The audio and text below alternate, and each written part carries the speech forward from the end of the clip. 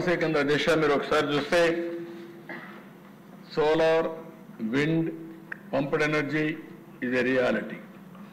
ఆంధ్రప్రదేశ్ కొన్ని అడ్వాంటేజెస్ ఉన్నాయి. దీనివల్ల గ్రీన్ ఎనర్జీ హబ్గా తయారైంది.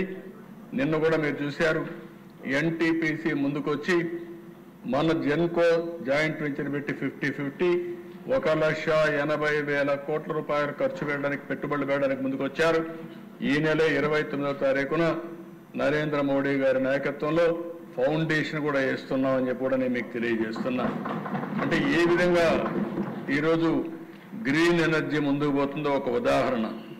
అందుకనే మనం ఒకటే ఆలోచిస్తున్నాం, ఆంధ్రప్రదేశ్ని గ్రీన్ ఎనర్జీ, గ్రీన్ హైడ్రోజన్ హబ్గా తయారు చేయాలని. మీరు గుర్తుపెట్టుకోవాల్సింది, ప్రపంచం మొత్తం ఎన్విరాన్మెంట్స్ అంతా కూడా బాగా డిస్టర్బ్ అయ్యే పరిస్థితి వస్తూ ఉంది. ఈరోజు వేడి పెరిగే పరిస్థితి వస్తూ ఉంది. వాతావరణ మార్పులు మనకే కనపడుస్తున్నాయి. వర్షాలు సకాలంలో పడడం లేదు. పడితే మనం చూస్తే క్లౌడ్ బరస్ట్లు అవుతున్నాయి.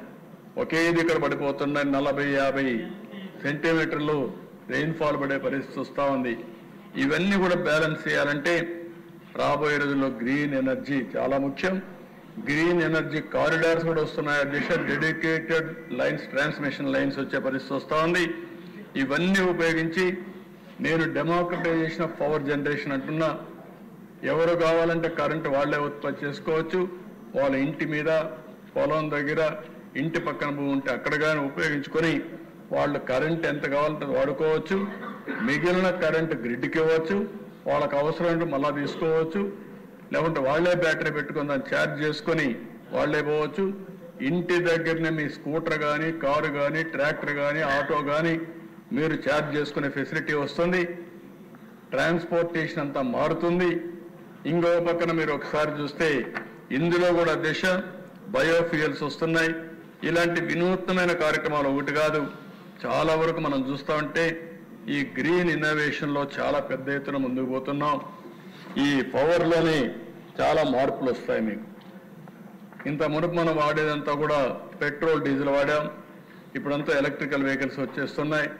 ఒకప్పుడు థర్మల్తోనే కరెంట్ వచ్చేది, హైడల్తో కరెంట్ వచ్చేది. ఇప్పుడు అనేక విధాలుగా గ్రీన్ ఎనర్జీ ఉత్పత్తి చేసుకునే పరిస్థితికి వెళ్తున్నాం. దీన్ని అందరూ కానీ మనం కానీ ప్రమోట్ చేయగలిగితే ఆంధ్రప్రదేశ్ రాష్ట్రం గ్రీన్ ఎనర్జీ హబ్గా, గ్రీన్ హైడ్రోజన్ హబ్గా తయారవుతుంది. నేను ఆలోచించే విధానం కాస్ట్ తగ్గించాలి అనే ఉద్దేశంతో ముందుకు పోతున్నాం. ఏ విధంగా కరెంటు వాడినా, లేకుంటే డీజిల్ వాడినా, పెట్రోల్ వాడినా ఎంత ఎఫెక్టివ్గా కాస్ట్ తగ్గుతూ వాడతామో అది వర్కౌట్ చేస్తున్నాం.